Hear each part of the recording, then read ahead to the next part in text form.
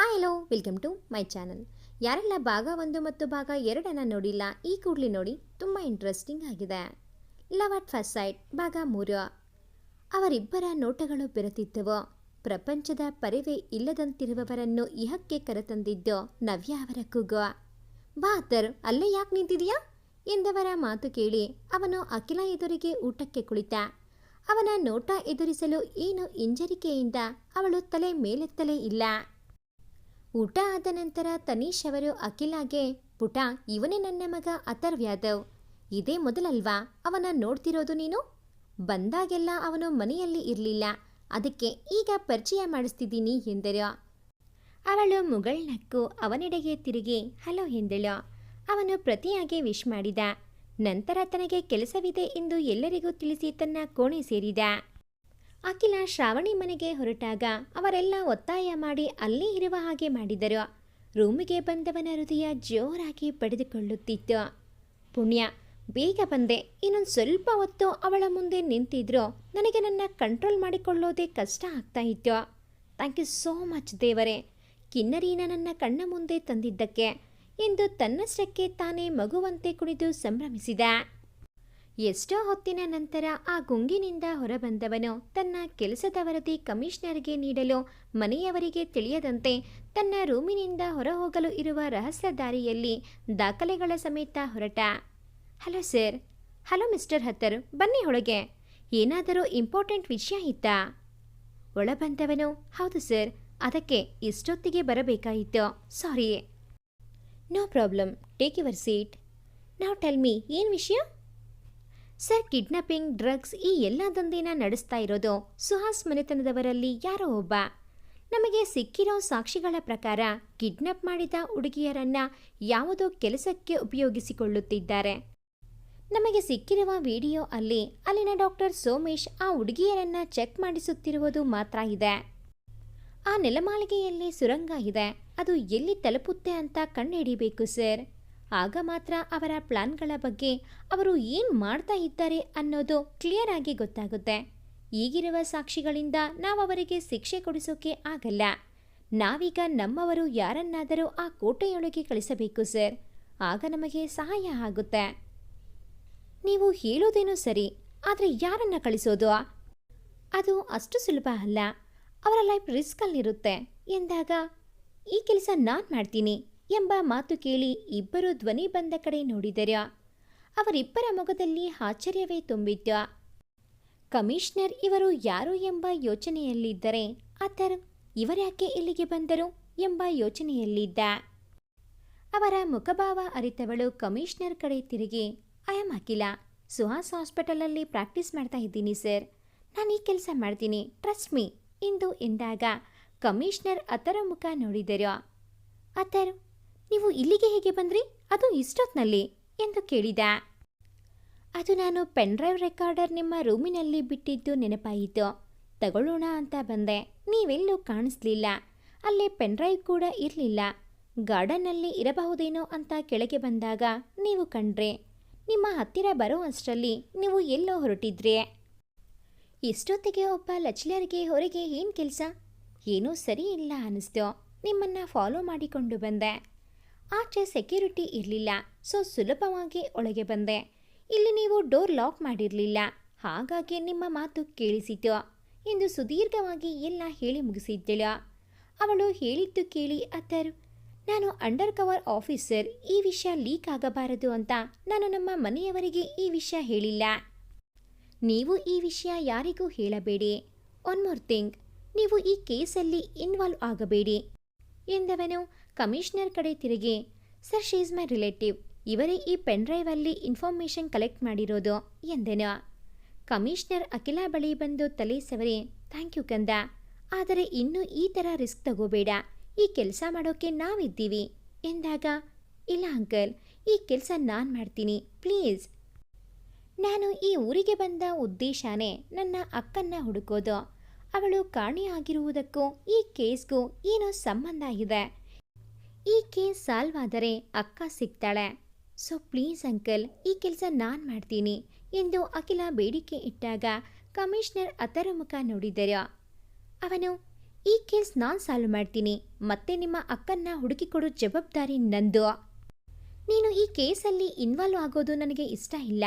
ನಿನ್ನ ಲೈಫ್ ರಿಸ್ಕಲ್ಲಿ ಇಡೋಕೆ ನಾನು ರೆಡಿ ಇಲ್ಲ ಎಂದವನು ಕಮಿಷನರ್ ಕಡೆ ತಿರುಗಿ, ಸರ್ ನಾನು ನಿಮ್ಮನ್ನು ನಾಳೆ ಮೀಟ್ ಮಾಡ್ತೀನಿ ಎಂದವನು ಅವಳ ಕೈ ಹಿಡಿದನು. ಅವಳು ಬಿಡಿಸಿಕೊಳ್ಳಲು ನೋಡಿದಷ್ಟು ಅವನ ಹಿಡಿತ ಬಿಗಿಯಾಗತೊಡಗಿದ್ದು. ಹೊರಬಂದವನು ಕೋಪದಿಂದ ಮೂಗು ಕೆಂಪು ಮಾಡಿಕೊಂಡು ತನ್ನನ್ನೇ ನುಂಗುವಂತೆ ನೋಡುತ್ತಿದ್ದವಳ ಕಂಡು ಮುದ್ದು ಉಕ್ಕಿತವನಿಗೆ. ಅವಳನ್ನು ಹತ್ತಿರ ಕೆಳೆದುಕೊಂಡವನನ್ನೇ ಪಿಳಿಪಿಳಿ ನೋಡತೊಡಗಿದಳು. ಅವಳ ಮುದ್ದು ಮುಖ ಇನ್ನಷ್ಟು ಮುದ್ದಾಗಿ ಕಂಡಿತವನಿಗೆ. ನೀವು ಹೀಗೆಲ್ಲ ನೋಡಬೇಡಿ, ನೀವು ಎಷ್ಟೇ ಕೋಪ ಮಾಡಿಕೊಂಡ್ರೋ ನಿಮ್ಮನ್ನು ನಾನು ಈ ಕೇಸಲ್ಲಿ ಇನ್ವಾಲ್ವ್ ಮಾಡಿಕೊಳ್ಳಲ್ಲ ಎಂದು ದೃಢವಾಗಿ ಗಂಭೀರ ಧ್ವನಿಯಲ್ಲಿ ಹೇಳಿದಾಗ ಅವನಿಂದ ಬಿಡಿಸಿಕೊಂಡು ದೂರ ನಿಂತವಳು, ನಾನು ಯಾಕೆ ಈ ಕೇಸಲ್ಲಿ ಇನ್ವಾಲ್ವ್ ಆಗಬಾರದು? ಇಷ್ಟಕ್ಕೂ ನನಗೇನಾದರೆ ನಿಮಗೇನು ಎಂದು ಅವಳೆಂದಾಗ ಅವಳ ಕೈ ಹಿಡಿದೆಳೆದು ಅಂಗೈಗೆ ತುಟಿ ಸೋಕಿದವ, ನಿನ್ನ ಕಳೆದುಕೊಳ್ಳೋಕೆ ನಾನು ರೆಡಿ ಇಲ್ಲ ಪುಟ. ನಿನ್ನ ಕಾಪಾಡಿಕೊಳ್ಳೋದು ನನ್ನ ಜವಾಬ್ದಾರಿ, ಕಾಪಾಡಿಕೊಳ್ತೀನಿ ಕೂಡ. ನನ್ನ ಉಸಿರು ನಿಲ್ಲೋವರೆಗೂ ನಿನಗೇನು ಆಗೋಕೆ ನಾನು ಬಿಡಲ್ಲ ಎಂದವನ ಬಾಯಿಯ ಮೇಲೆ ಕೈ ಇಟ್ಟಳು ಅವನ ಉಸಿರಿನ ಹೊಡೆತಿ. ಅವನಿಗೆ ಅರಿವಿಲ್ಲದೆ ಅವನ ಮನದ ಮಾತು ಹೊರಬಂದಿತ್ತು. ಇತ್ತ ಅಖಿಲಾನ ಅರಸಿ ಅವಳ ಕೋಣೆಗೆ ಹೋದ ಮಾನ್ಯನ ಸ್ವಾಗತಿಸಿದ್ದು ಖಾಲಿ ಕೋಣೆ. ಇಷ್ಟೊತ್ತಿಗೆ ಎಲ್ಲಿ ಹೋದಳು ಇವಳು? ಟೆರೆಸ್ಗೇನಾದರೂ ಹೋದ್ಲಾ ಎಂದು ಯೋಚಿಸಿ ಟೆರೆಸ್ ಕಡೆ ಹೊರಟಳು. ಕರಿಯಾ, ತಗೋ, ಈ ಹುಡುಗಿ ಬಗ್ಗೆ ಇನ್ಫಾರ್ಮೇಷನ್ ಕಲೆಕ್ಟ್ ಮಾಡಬೇಕಂತೆ, ಸೋಮೇಶ್ ಸಾಹೇಬರು ಕೊಟ್ಟರು ಎಂದವ ಫೋಟೋ ಒಂದನ್ನು ಕೊಟ್ಟು ಒಳನಡೆದ. ಆ ಫೋಟೋ ನೋಡಿದವ, ಹೋ, ಇವಳು ಅವತ್ತು ನಾನು ಮಾಲ್ನಲ್ಲಿ ನೋಡಿದ ಹುಡುಗಿ ಅಲ್ವಾ? ಯಾವಾಗೂ ಇಲ್ಲದೆ ಇರೋದು ಈ ಸಲ ಯಾಕೆ ಅವರೇ ಫೋಟೋ ಕೊಟ್ಟು ಇನ್ಫಾರ್ಮೇಷನ್ ಕಲೆಕ್ಟ್ ಮಾಡೋಕ್ಕೆ ಹೇಳ್ತಾ ಇದ್ದಾರೆ ಎಂದು ಯೋಚಿಸುತ್ತಾ ತನ್ನ ಕೆಲಸಕ್ಕೆ ತೆರಳಿದ. ನೆಲಮಾಳಿಗೆಯ ಹತ್ತಿರ ಇದ್ದಿದ್ದು ಕಂಡವನು ಬೇರ್ಯಾರೂ ಅಲ್ಲ, ಸೋಮೇಶ್ ಸುಹಾಸ್. ಅಥರ್ವನ ಮಾತನ್ನು ಮಾಯೆಗೆ ಒಳಗಾದವಳಂತೆ ಕೇಳುತ್ತಿದ್ದಳು. ಅವನ ಬಾಯಲ್ಲಿ ನನ್ನ ಉಸಿರು ನಿಲ್ಲುವ ಎಂಬ ಶಬ್ದ ಕೇಳಿದ ತಕ್ಷಣಕ್ಕೆ ಅವಳ ಉಸಿರೇ ನಿಂತಂತಾಗಿ ಅವನ ಬಾಯಿ ಮೇಲೆ ಕೈ ಇಟ್ಟು ಕಣ್ಣು ತುಂಬಿಕೊಂಡು ಬೇಡ ಎನ್ನುವಂತೆ ಕತ್ತಾಡಿಸಿದಳು. ಅವಳನ್ನು ಹಗುರವಾಗಿ ಬಳಸಿದವ ಅವಳ ಕಣ್ಣಲ್ಲಿ ಕಣ್ಣಿಟ್ಟು, ಈ ಜೀವನ ಪೂರ್ತಿ ನಿನ್ನ ಜೊತೆ ನನ್ನ ಬದುಕನ್ನು ಹಂಚ್ಕೋಬೇಕು ಅಂತ ತುಂಬ ಆಸೆ ಆಗ್ತಿದೆ. Will you be my soulmate? ನನ್ನ ಬಾಳ ಸಂಗಾತಿ ಆಗೋಕೆ ನಿಮಗೆ ಒಪ್ಪಿಗೆ ಇದೆಯಾ? ಇಷ್ಟೊತ್ತು ಅವನ ತೋಳಿನಾಸರಿಯಲ್ಲಿದ್ದವಳು ಅವನಿಂದ ದೂರ ಸರಿದು ಏನೊಂದು ಮಾತಾಡದೆ ಹೊರಟಾಗ ಹುಡುಗನ ಮನ ಭಾರವಾಯಿತು. ಕುಸಿದು ಕುಳಿತನವ. ಕುಸಿದು ತಲೆ ತಗ್ಗಿಸಿದವನ ಮುಂದೆ ಕುಳಿತಳು ಅವನ ಕನಸಿನ ರಾಣೆ. ಅವನ ತಲೆ ಎತ್ತಿದವಳು ಅವನ ಹಣೆಗೆ ಬೆಚ್ಚನೆಯ ಮುತ್ತಿಟ್ಟು, ನಾನು ನಿನ್ನ ಒಪ್ಕೋಬೇಕು ಅಂದರೆ ನೀನು ಡೈಲಿ ನನಗೆ ಐ ಲವ್ ಯು ಹೇಳಬೇಕು, ನನ್ನ ಮುದ್ದು ಮಾಡಬೇಕು, ನನ್ನ ನೆಗ್ಲೆಕ್ಟ್ ಮಾಡಬಾರ್ದು ಮತ್ತೆ ಎಂದು ಗ್ಯಾಪ್ ಕೊಡದೆ ಮಾತಾಡುತ್ತಿದ್ದವಳ ತುಟಿಗೆ ತುಟಿ ಸೇರಿಸಿದನು ಅಷ್ಟೇ. ಹುಡುಗಿ ಗಪ್ ಚುಪ್. ಹಲೋ ಬಾಸ್, ನೀವು ಹೇಳಿದ್ದ ಕೆಲಸ ಆಯಿತು. ಆ ಹುಡುಗಿ ಹೆಸರು ಅಖಿಲ, ಶಿವಮೊಗ್ಗದವಳು. ಮೆಡಿಕಲ್ ಪ್ರಾಕ್ಟೀಸ್ಗೆ ಅಂತ ನಿಮ್ಮ ಹಾಸ್ಪಿಟಲಲ್ಲಿ ಬಂದಿದ್ದಾಳೆ. ಫ್ರೆಂಡ್ ಮನೆಯಲ್ಲಿ ಉಳ್ಕೊಂಡಿದ್ದಾಳೆ ಬಾಸ್. ಕರೆಯ ಅಖಿಲ ಇನ್ಫಾರ್ಮೇಷನ್ ಸೋಮೇಶ್ಗೆ ತಿಳಿಸಿ ನಂತರ ತಾನೇ ಯಾವಾಗಿಂದ ಡ್ರಗ್ ಇಂಜೆಕ್ಟ್ ಮಾಡಲಿ ಬಾಸ್? ಹೇಗೋ ನಿಮ್ಮ ಹಾಸ್ಪಿಟಲ್ ಕಷ್ಟ ಆಗಲ್ಲ ಎಂದವನ ಕೆನ್ನೆಗೆ ಬಾರಿಸಿದ ಸೋಮೇಶ್. ಹೇಳ್ದಷ್ಟು ಕೆಲಸ ಮಾಡೋದು ಅಷ್ಟೇ ನಿನ್ನ ಕೆಲಸ. ಅದಕ್ಕೆ ಪ್ರಸಂಗತನ ತೋರಿಸೋಕ್ಕೆ ಬರಬೇಡ. ಅವಳಿಗೇನೂ ಆಗಬಾರ್ದು. Got it? ನಾವು ಗೆಟ್ ಲಾಸ್ಟ್ ಎಂದ ಸೋಮೇಶ್ನ ಮಾತಿಗೆ ಪ್ರತಿಯಾಡದೆ ಹೊರಹೋದ ಕರಿಯ. ಅಖಿಲ, ನೈಸ್ ನೇಮ್, ನೋಡೋಕ್ಕೂ ಗೊಂಬೆ ಥರ ಇದೆಯಾ? ಇಷ್ಟು ದಿನ ಎಷ್ಟೋ ಹುಡುಗಿಯರನ್ನ ನೋಡಿದ್ದೀನಿ, ಅನುಭವಿಸಿದ್ದೀನಿ. ಆದರೆ ನಿನ್ನ ನೋಡಿದಾಗಿಂದ ನಿನ್ನ ಗುಂಗಲ್ಲೇ ಇದ್ದೀನಿ. I want you. ನಿನ್ನೆ ಮಾತ್ರ ಕಳ್ಕೊಳ್ಳಲ್ಲ ಡಿಯರ್. ಸೋಮೇಶ್ ಅಖಿಲ ಗುಂಗಲ್ಲೇ ಇದ್ದ. ಅವನಿಗೆ ಹೆಣ್ಣೊಂದು ಭೋಗದ ವಸ್ತು, ಮತ್ತವನ ದಂಧೆಗೆ ಬೇಕಾದ ಕಚ್ಚಾ ವಸ್ತು ಅಷ್ಟೇ. ಅವನ ಹೆತ್ತ ಅಮ್ಮನಿಗೆ ಮಗ ಇಂಥವನು ಅಂತ ಗೊತ್ತಾದರೆ ಆ ಜೀವ ಹೀಗೆ ಸಹಿಸಿಕೊಳ್ಳುತ್ತೋ? ಎಷ್ಟೇ ಆಗಲಿ ಅವರು ಒಂದು ಹೆಣ್ಣು ಅಲ್ವಾ? ಐ ವಾಂಟ್ ಯುಗೂ ಐ ಲವ್ ಯುಗೂ ತುಂಬ ವ್ಯತ್ಯಾಸ ಇದೆ. ಐ ಲವ್ ಯು ಅನ್ನೋ ಮಾತಲ್ಲಿ ಕಾಮದ ಛಾಯೆ ಇರಲ್ಲ. ಆ ಮಾತಲ್ಲಿ ನಂಬಿಕೆ, ಕಾಳಜಿ, ವಿಶ್ವಾಸ ಎಲ್ಲಕ್ಕಿಂತ ಹೆಚ್ಚಾಗಿ ಪ್ರೀತಿ ತುಂಬಿರುತ್ತೆ. ಐ ವಾಂಟ್ ಯು ಅಂದರೆ ಅವನಿಗೆ ಅವಳಷ್ಟೇ ಬೇಕು. ಅಲ್ಲಿ ಅವಳ ಭಾವನೆಗೆ ಬೆಲೆ ಇಲ್ಲ. ಅವಳ ದೇಹಕ್ಕೆ ಆಸೆ ಪಟ್ಟು ಅವನ ಒಂದು ದಿನದ ಖುಷಿಗಾಗಿ ಒಂದು ಹೆಣ್ಣಿನ ಜೀವನ ಕತ್ತಲು ಮಾಡೋದು ತಪ್ಪಲ್ವಾ? ಈ ಸೋಮೇಶ್ಗೆ ಕೂಡ ಹೆಣ್ಣಿನ ಬೆಲೆ ಗೊತ್ತಿಲ್ಲ. ಅವನ ಪ್ರತಿ ಪಾಪಕ್ಕೂ ದಂಡ ಕಟ್ಟಲೇಬೇಕು. ಅಥರ್ವ್ಗೆ ಅವನ ಕನಸಿನ ಯುವರಾಣಿ ಸಿಕ್ಕಾಯ್ತು. ಇನ್ನೇನಿದ್ದರೂ ಇಬ್ಬರೂ ಸೇರಿ ದುಷ್ಟರ ನಾಶ ಮಾಡಬೇಕು ಅಷ್ಟೇ. ಸೋಮೇಶ್ನ ಕೆಟ್ಟ ಕಣ್ಣು ಅಖಿಲ ಮೇಲೆ ಬಿದ್ದಿದೆ. ಅವಳನ್ನ ಅಥರ್ವ್ ಹೀಗೆ ಕಾಪಾಡಿಕೊಳ್ತಾನೆ. ಅವನಿಗೆ ಹೆಣ್ಣೊಂದು ಭೋಗದ ವಸ್ತು, ಮತ್ತವನ ದಂಧೆಗೆ ಬೇಕಾದ ಕಚ್ಚಾ ವಸ್ತು ಅಷ್ಟೇ. ಈ ಮಾತಿನ ಅರ್ಥ ಏನು? ಅವನು ಹೆಣ್ಣು ಮಕ್ಕಳನ್ನ ಏನಕ್ಕೆ ಉಪಯೋಗಿಸಿಕೊಳ್ತಿದ್ದ? ಮುತ್ತಿನ ಮತ್ತಲ್ಲಿ ಕಳೆದು ಹೋಗಿದ್ದ ಜೋಡಿ ಹಕ್ಕಿಗಳನ್ನ ವಾಸ್ತವಕ್ಕೆ ತಂದದ್ದು ರಿಂಗಣಿಸಿದ ಜಂಗಮವಾಣಿ. ಮನೆಯಲ್ಲಿ ಎಲ್ಲ ಕಡೆ ಅಖಿಲನ ಹುಡುಕಿದರೂ ಅವಳು ಸಿಗದೇ ಇದ್ದಾಗ ತನ್ನಣ್ಣನಿಗೆ ಈ ವಿಷಯ ಹೇಳುವ ಅಂತ ಅವನ ರೂಮಿಗೆ ಹೋದರೆ ಅಲ್ಲಿ ಅಣ್ಣನೂ ನಾಪತ್ತೆ. ಮಾನ್ಯ ತಲೆಯಲ್ಲಿ ಸಣ್ಣ ಅನುಮಾನ ಶುರುವಾಯಿತು. ಎಲ್ಲೋ ಏನೋ ಮಿಸ್ ಹೊಡಿತಿದೆ ಅನ್ಕೊಂಡು ಕಾಲ್ ಮಾಡ್ತಾಳೆ ಅಥರ್ವ್ಗೆ. ಮೊಬೈಲ್ ಸದ್ದಿಗೆ ಇಯಕ್ಕೆ ಬಂದರವರು. ಅಖಿಲ ನಾಚಿಕೆಯಲ್ಲಿ ಮುದ್ದೆಯಾಗಿದ್ದಳು. ಅವಳ ಮುಖ ನೋಡಿ ಮೈಮರೆತವ ಮತ್ತೆ ಸದ್ದು ಮಾಡಿದ ಮೊಬೈಲ್ ಹೊರತೆಗೆದ.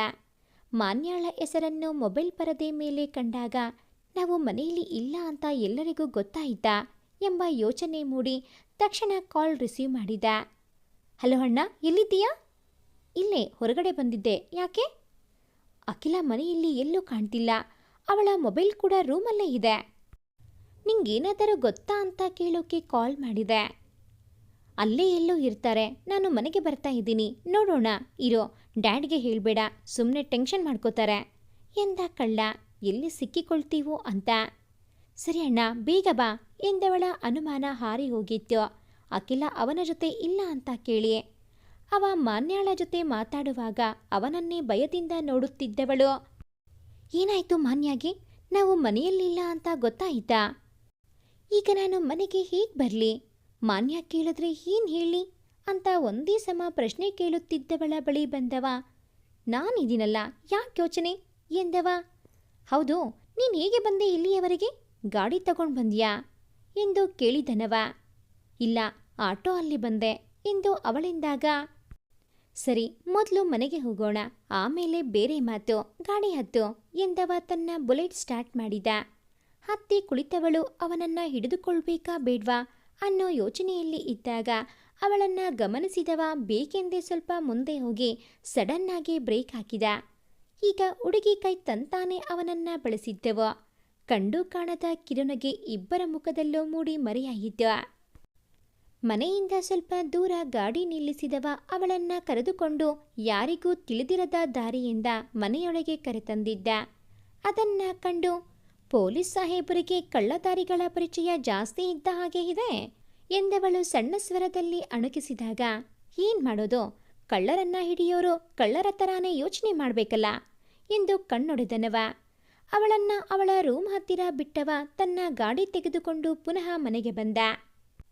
ಈಗ ಇಬ್ಬರೂ ಸೇರಿ ಹೇಗೆ ಮಾನ್ಯನ ಮಂಗ ಮಾಡ್ತಾರೆ ಅಂತ ನೋಡುವ. ಸೋಮೇಶ್ ತನ್ನ ತಾತನ ಬಳಿ ಬಂದಿದ್ದ. ಅವರು ಯಾವಾಗಲೂ ಪೀಡಿಸುತ್ತಿದ್ದ ಮದುವೆ ವಿಷಯ ಮಾತಾಡಲು.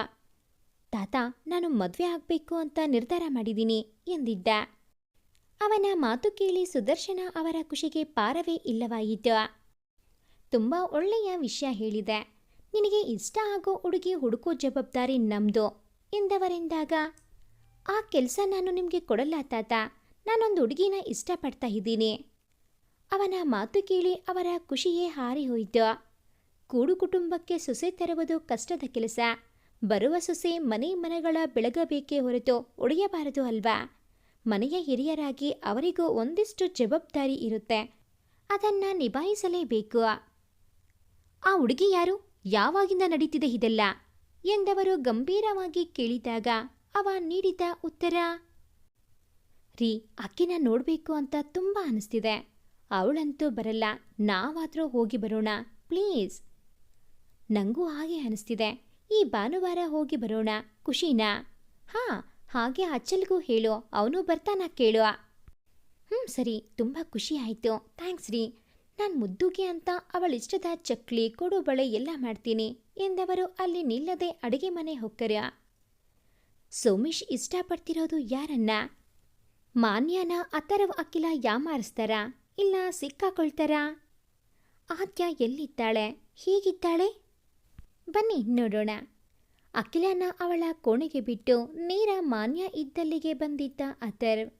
ಅವನನ್ನ ನೋಡಿ, ಅಣ್ಣ ಎಲ್ಲ ಕಡೆ ಹುಡುಕಿದೆ ಕಣೋ, ಎಲ್ಲೂ ಕಾಣ್ತಿಲ್ಲ. ಇಷ್ಟೊತ್ತಿಗೆ ಒಬ್ಬಳೆ ಎಲ್ಲಿ ಹೋದ್ಲು ಅಂತಾನೆ ಗೊತ್ತಾಗ್ತಿಲ್ಲ ಅಂತ ಒಂದೇ ಸಮ ಗೋಳಾಡುತ್ತಿದ್ದ ತಂಗಿಯನ್ನು ಕಂಡವನಿಗೆ ಬೇಸರವಾಯಿತು. ಜೊತೆಗೆ ಅತ್ತಿಗೆ ನಾದ್ನಿ ಲವ್ ನೋಡಿ ಖುಷಿನೂ ಆಯಿತು. ಅವಳ ತಲೆ ಸವರಿ ಅಲ್ಲೇ ಅವರ ರೂಮಲ್ಲೇ ಇರಬೇಕು, ನೋಡೋಣ ಬಾ ಅಂತ ಜೊತೆಯಲ್ಲಿ ಕರೆದುಕೊಂಡು ಬಂದ. ಅಖಿಲ ಮೊದಲೇ ಅಥರ್ವ್ ಹೇಳಿದಂತೆ ಬಾಲ್ಕನಿಯಲ್ಲಿ ಕೂತು ಐಪ್ಯಾಡ್ನಲ್ಲಿ ಹಾಡು ಕೇಳ್ತಾ ಇದ್ದಳು. ಅವರು ಬಂದಿದ್ದು ಗೊತ್ತಾಗದಂತೆ ಕೂತಿದ್ದಳು. ಬರೀ ಡವ್ವು. ಅವಳ ಬಳಿ ಬಂದ ಮಾನ್ಯ ಇವಳ ಇಯರ್ಫೋನ್ ತೆಗೆದು, ಆಗ್ಲೆಯಿಂದ ಹುಡುಕ್ತಾ ಇದ್ದೀನಿ, ನೀನು ನೋಡಿದ್ದರೆ ಹಾಡು ಕೇಳ್ತಾ ಕೂತಿದೀಯಾ ಎಂದಳು ಹುಸಿ ಮುನಿಸಿನಿಂದ. ಅಯ್ಯೋ ಸಾರಿ ಮನೋ, ನಾನು ಸಾಂಗ್ ಕೇಳ್ತಾ ಇದ್ದೆ, ನೀನು ಕರೆದಿದ್ದು ಗೊತ್ತಾಗ್ಲಿಲ್ಲ. ಈಗ ಇಲ್ಲೇ ಇದ್ದೀನಿ ಅಲ್ವಾ? ಹೌದು, ಯಾಕೆ ಹೀಗೆ ನನ್ನ ಹುಡುಕಿದ್ದು? ಅಖಿಲ ಕೇಳಿದಾಗ, ಸುಮ್ಮನೆ ಬೋರ್ ಆಗ್ತಿದೆ ಅಂತ ಬಂದೆ, ಇಲ್ಲಿ ನೋಡಿದರೆ ನಾನೇ ಕಳ್ಳ ಪೊಲೀಸ್ ಹಾಡಿದ ಹಾಗೆ ಆಯಿತು ಎಂದು ನಕ್ಕು.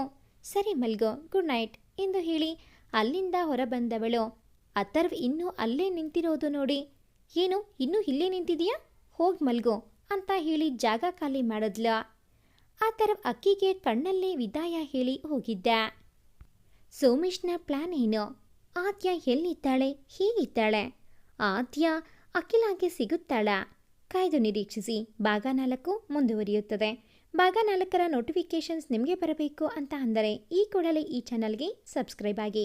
ಹಾಗೆಯೇ ಈ ಒಂದು ಕತೆ ನಿಮಗೆ ಇಷ್ಟ ಆಗಿದ್ದಲ್ಲಿ ಪ್ಲೀಸ್ ಲೈಕ್ ಮಾಡಿ, ಶೇರ್ ಮಾಡಿ, ಹಾಗೆಯೇ ಕಾಮೆಂಟ್ ಮಾಡೋದನ್ನು ಮರಿಬೇಡಿ. Thanks for watching this video.